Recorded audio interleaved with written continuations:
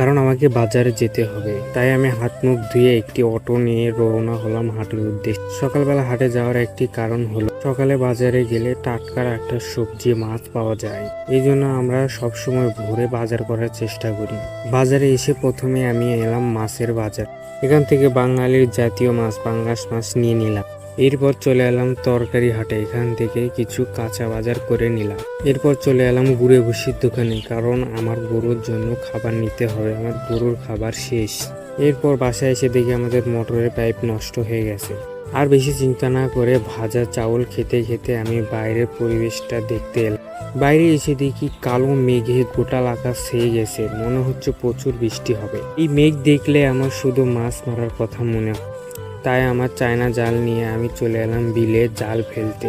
আরেকটি কথা, তোমরা ভিডিও দেখো কিন্তু কেউ সাবস্ক্রাইব করো না কেন?